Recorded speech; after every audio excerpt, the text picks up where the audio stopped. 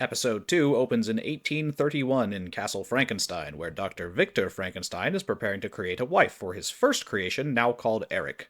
When Victor expresses doubts about repeating the process, Eric immediately becomes violently angry at the concept of being denied a mate when Victor already has his own, and so does everybody else. Okay, so I think we can already see where we're going with Frankenstein, and it's not pretty, but we'll wait till we get there.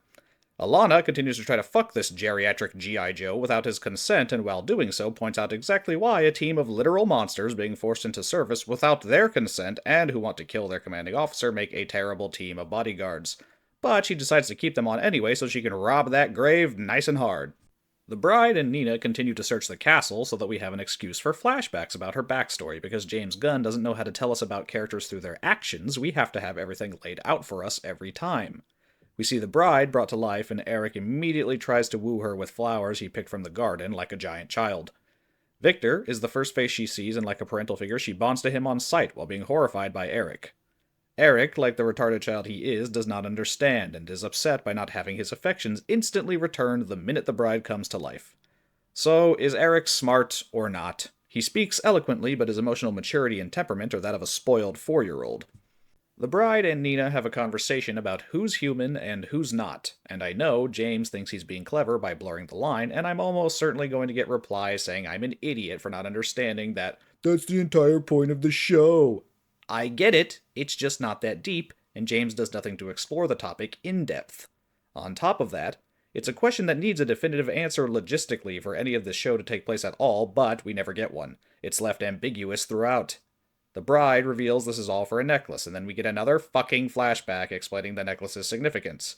Victor showed it to her when she had baby brain and she thought it was pretty. That's it.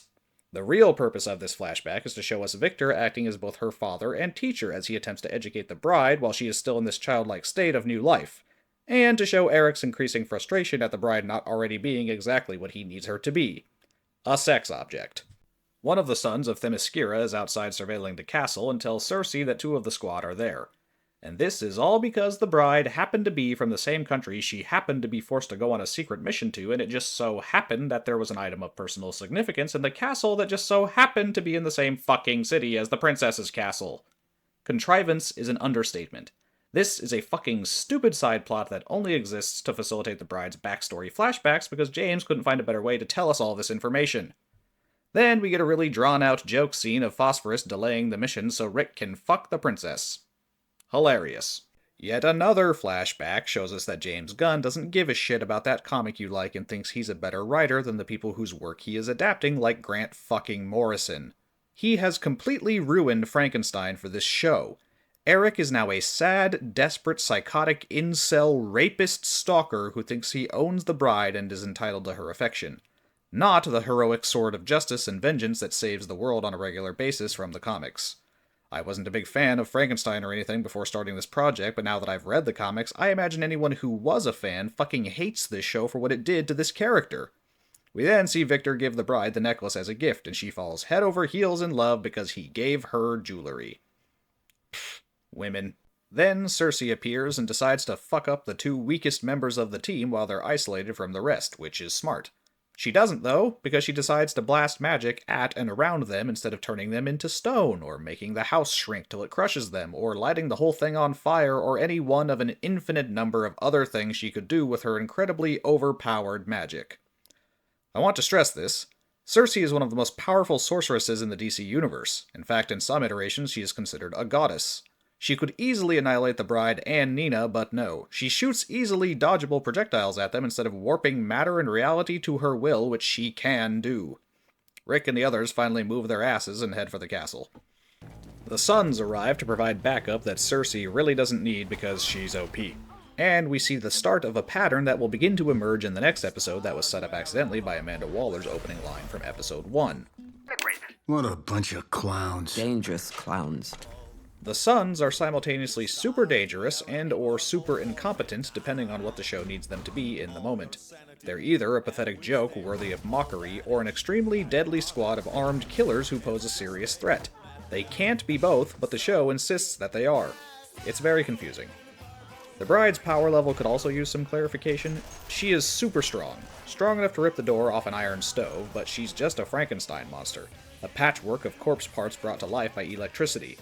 They should be stronger than several men or so, but I don't know if that extends to launching a man out of a building through the air. Or throwing a truck. Or flying? Seriously, is she fucking flying right now? The fact that the bride can hold her own in a fight against somebody as powerful as Cersei is already ridiculous, but she seems to be almost as powerful as Wonder Woman. We are then treated to interspersed flashbacks of Victor and the bride turning Eric into Frankenstein right in front of him. In my opinion, this is also the final straw in the is the bride human argument. If you can eat, drink, sleep, fuck, and bleed, you are definitely not dead and definitely qualify as human. The bride should not be on this team. Which then begs the question of how she got here in the first place. Where, when, why, and how was she arrested, and how did they not deem her to qualify as human? We'll see later that another member of the squad did get a trial and was in the end classified as human, and you'll never guess who it is because they are the least likely candidate. But back to the bride, we never get an answer. We get a shitload of flashbacks, but not one regards the most important thing about her, which is why she's here. Something we get for literally every other member of the squad but her. Then, Cersei remembers to turn her powers on and wins. Balloon arms. She gave you balloon arms, which means she could have given you an entire balloon body and popped you. Cersei can transform and transfigure matter at will. She wins, always, no matter what, forever. Show over. Nope. Instead of finishing it, she kicks the shit out of the bride until she bleeds, very human of her, and throws her off the roof. Then, Nina's dumbass gets her fishbowl broken by the Suns and they lose. Then we get another goddamn motherfucking flashback of the bride finding Eric after he killed Victor out of jealousy and the bride tries to kill him back and accidentally burns the castle down. Also, her necklace, the thing that they were here for in the first place and the cause of all this drama, falls off of the bride for literally no reason. What the fuck? If that didn't happen, this whole fucking episode doesn't happen. How the hell did you write that way? It literally looks like they had to add that last minute because James Gunn forgot to justify the whole fucking episode. She kicks Eric into the flames, which don't kill him somehow, even though that's Frankenstein's #1 weakness, then she runs out of the castle crying. Then we get another dumb as fuck montage of Eric stalking the bride for the next 200 years because James Gunn hates you if you're a Frankenstein fan.